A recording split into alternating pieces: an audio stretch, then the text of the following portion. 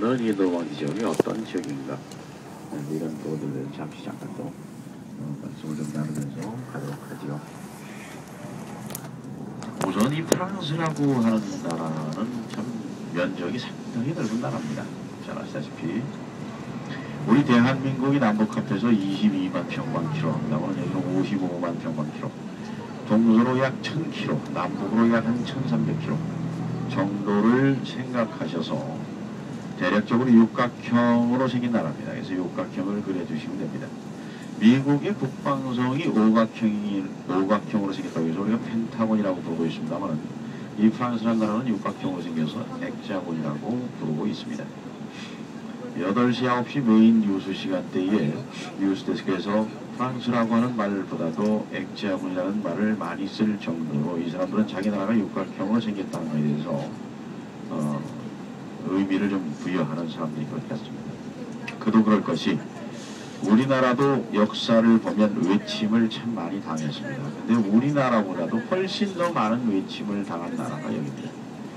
그도 그럴 수밖에 없는 게, 국경이 붙어 있고 또 중세이전으로 거슬러 올라가면 뭐 거의 그 부족 국가를 이루고 살고 있었고, 그러니까 뭐 땅 따먹기에, 또는 그 뒤로 이제 종교 전쟁까지, 또 이념 전쟁까지 해서 이 사람들은 치고받고를 굉장히 자주 했던 사람들이 됩니다.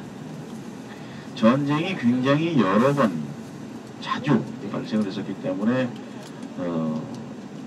자신들 스스로를 보호하려는 그런 생활 습관들이 몸에 있는 사람들이고, 그래서 건물을 지을 때도 좀 그런 형상들이 많이 보여요. 가운데는 비어있는데 길가에로 꽉 빙 둘러가지고 집을 짓는다든가, 이런 것들도 어찌 보면 옛날에 그 성벽 안에서 살던 그런 스타일들에서 어떤 그 개념 정리가 됐다라고 건축하는 사람의 입장에서는 얘기를 합니다. 거기다가 이 사람들은 굉장히 전략들을 하고 삽니다.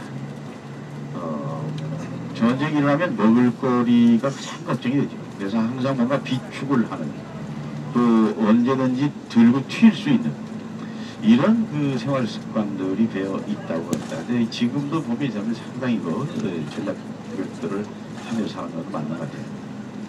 자, 어쨌든 간에 이 나라는 육각형으로 생겨서 엑자곤이라고 얘기를 합니다. 지금 현재로 봐서는 유럽 전체에서 러시아를 빼놓고 나면 가장 넓은 국토의 면적을 갖고 있는 나라가 프랑스가 됩니다. 아주 참 부러운 나라입니다. 면적이 있어서.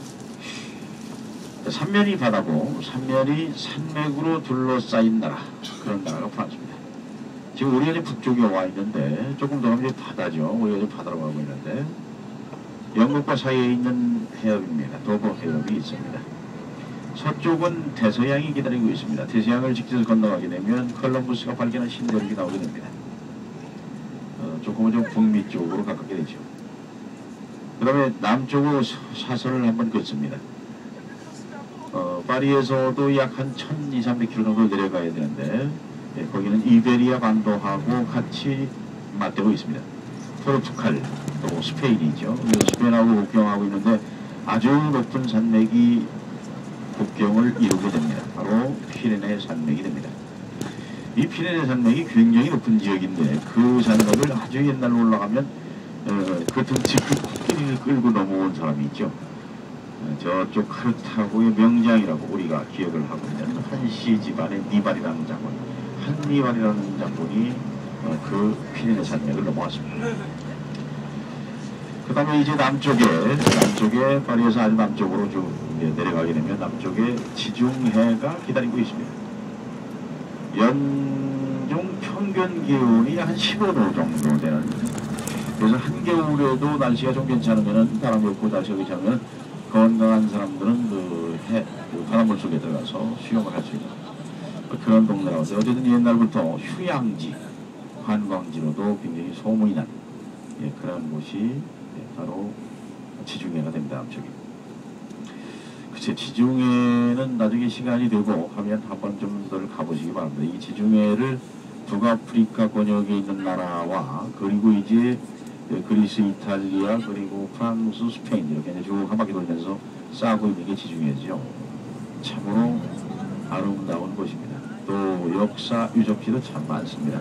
그리스 로마 문명이 발달을 하면서 자연스럽게 지중해 근처로 문명의 전파가 처음으로 시작됐기 때문에 북아프리카 지역이나 또는 남프랑스 지역이나 또는 이탈리아 지역이나 이렇게 스페인 지역하고는 지중해를 중심으로 해서 많은 문명이 발달하게 되는데 그러한 도시들이 또 흔적들이 지금까지도 남아있는 곳들이 참 많습니다. 그 다음에 동쪽으로 사선을 또 긋습니다. 그러면 이탈리아, 또 스위스, 독일, 프랑스 이렇게 국경하고 있는 지역에 아주 높은 산맥이 계속적으로 또 국경지대를 형성을 하게 됩니다. 바로 알프스 산맥 지역입니다. 마지막으로 북쪽으로 사선을 또 한번 긋게 되면 또 산맥이 또 있습니다. 독일, 벨기에, 룩셈부르크, 그 다음에 스위스 일부 지역까지, 그리고 프랑스 이게 국경하고 있는 지역에 주유라 산맥이나 또는 노지 산맥 이런 것들이 연이어서 형성이 되어 있고 거기가 바로 국경입니다. 그래서 삼면이 바다고 삼면이 산맥으로 둘러싸여 있는 요새 같은 육각형의 나라가 프랑스가 됩니다. 중국 사람들은 이 사람들 옛날부터 법이 잘 정비가 되어 있고 또 법을 잘 지키는 사람입니다. 그래서 법국이라고 표현을 합니다.